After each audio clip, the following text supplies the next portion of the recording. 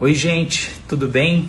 Bom, vim aqui gravar esse vídeo, eu tinha prometido para vocês, vou precisar da ajuda de vocês, tá? Acho importante eu gravar esse vídeo. Hoje eu entendi o meu papel, né? Além de colocar fotos bonitas, de falar sobre saúde, que é uma coisa que eu defendo, sou porta-voz também do diabetes, de falar um pouco do jornalismo, né? De chamar atenção para algumas causas, eu acho que é importante eu também compartilhar um pouco da minha história. Eu entendi o papel que eu exerço, né? E eu recebo mensagens diariamente de pessoas pedindo para eu fazer isso, para contar como foi me assumir. Para quem não sabe, eu sou gay. E a primeira vez que eu falei eu sou gay, eu tinha 28 anos de idade. E foi muito difícil, né? Eu não vou estender muito com o vídeo, vou contar para vocês, porque tem vários parênteses aí.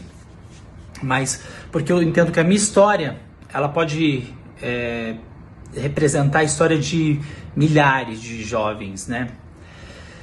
Eu sou do interior de São Paulo, meu sonho sempre foi trabalhar em televisão. Eu tenho 37 anos e a primeira vez que eu falei que eu era gay foi dentro de um carro de reportagem.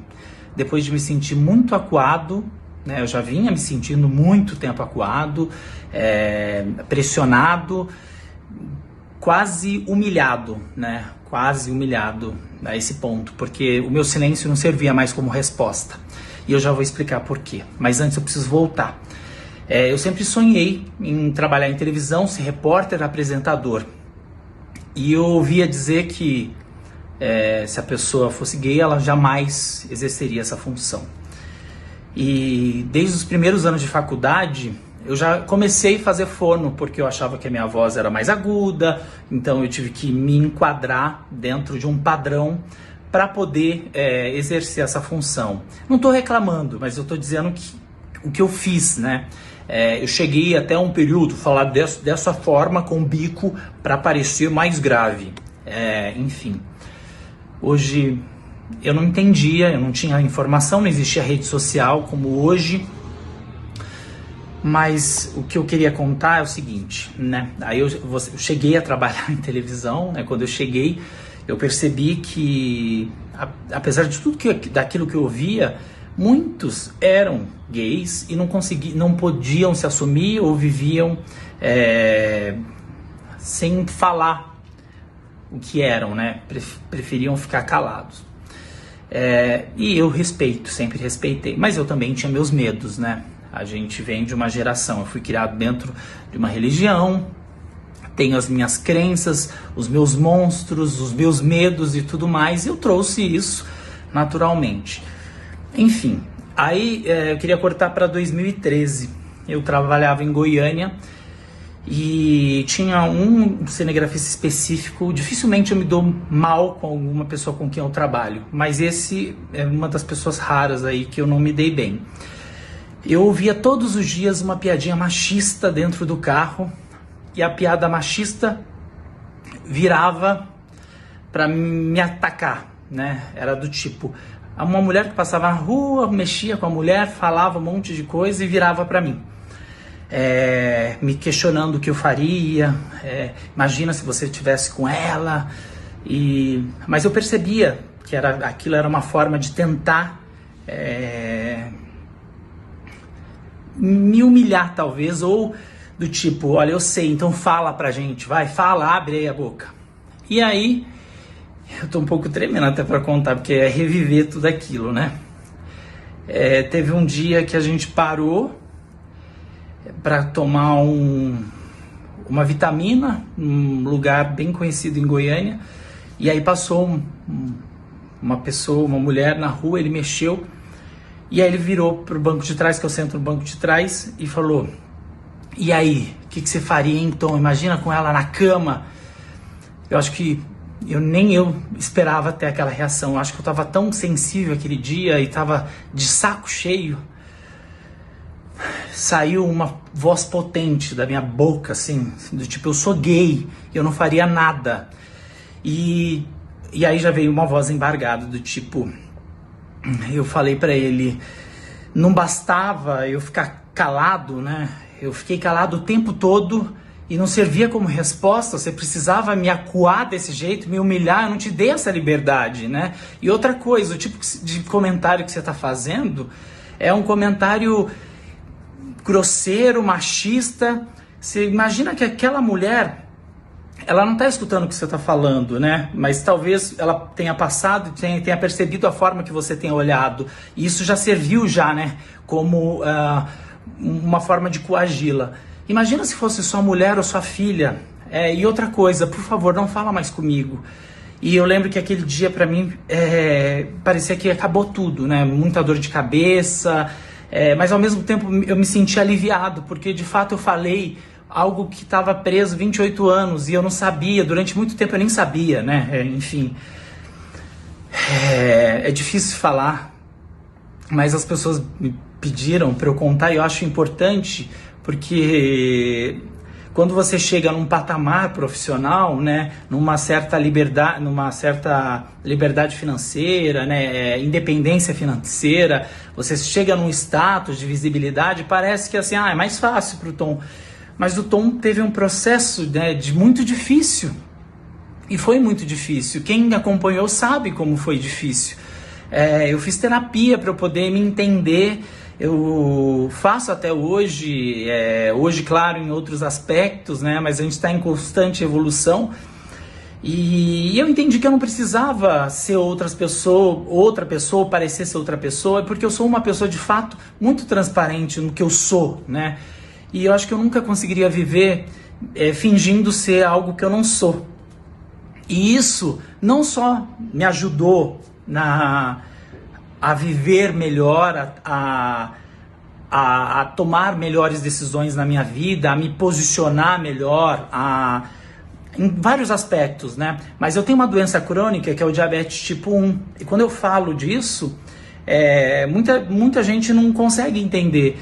Eu buscava sempre ter um bom controle, cuidar, exige muito cuidado o diabetes tipo 1. Mas quando você vive conflitos internos, impossível você se dedicar a uma doença crônica tão séria como essa. Então, eu precisava me resolver como ser humano, como o ser que existia dentro de mim, para depois eu cuidar de uma doença crônica. E foi isso que aconteceu.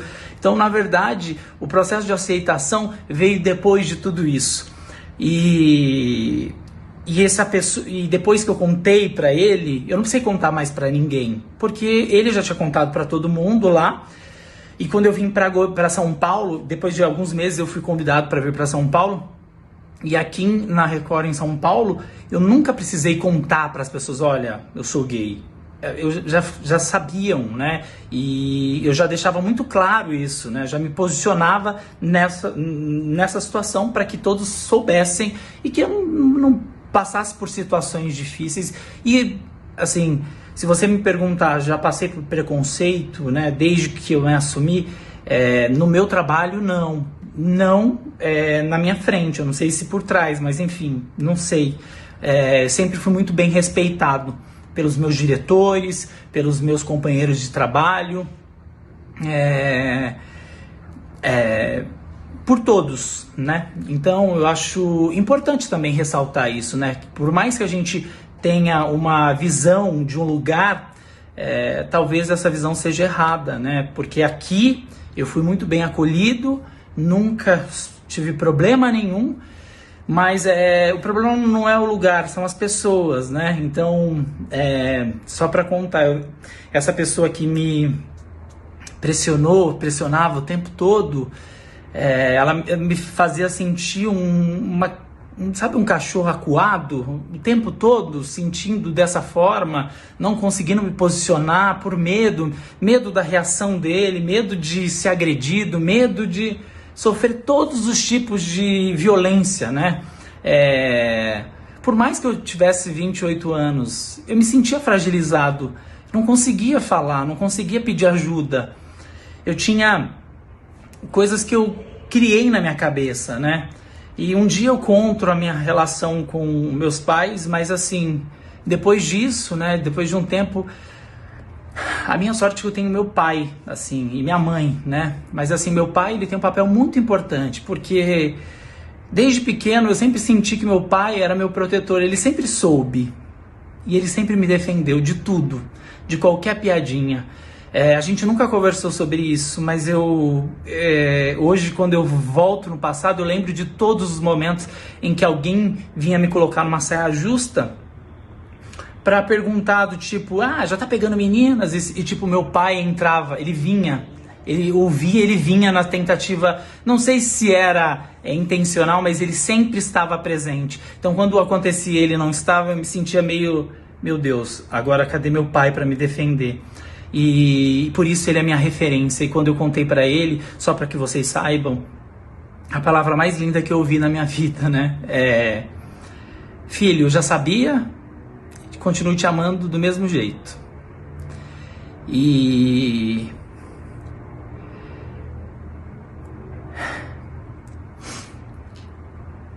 é por isso que eu tenho essa admiração enorme por ele e pela minha mãe. Minha mãe teve um processo um pouco mais diferente, né, de aceitação, e eu respeito, e ela tá em constante, mas ela é uma pessoa maravilhosa também, que me acolhe a cada dia, em todos os momentos, mas meu pai, ele teve um papel fundamental nesse processo de aceitação, porque as coisas mais importantes da nossa vida,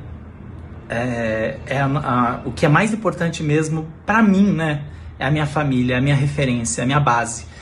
E se tava tudo bem com eles, aí, meu amigo, não tinha por que eu me preocupar com as outras pessoas, no sentido de julgar, de falar, né? Então eu acho que eu precisava falar, contar isso, enfim, espero que eu tenha ajudado. As pessoas sempre me pedem socorro porque estão sofrendo homofobia, e é triste saber, né, que no meio, né, eu trabalho numa televisão e eu vejo que a grande maioria, ou metade, né, faz parte da comunidade LGBT, e que muitos não conseguem se posicionar. E eu não tô aqui para pressionar ninguém, mas eu fico com pena e fico assustado quando eu vejo alguém fazendo comentários homofóbicos, né, ou dando opinião sobre determinadas situações, estando à frente, né, de veículos de comunicação assim tão importantes. Bom, precisava contar para vocês. Obrigado, muito amor para todo mundo. Olha, se você for para me atacar, melhor não me seguir. E também, se você quiser deixar mensagens de ódio, também não perca seu tempo. A vida é muito passageira pra gente ficar destilando ódio por aí, tá bom? Beijo, muito amor e até mais.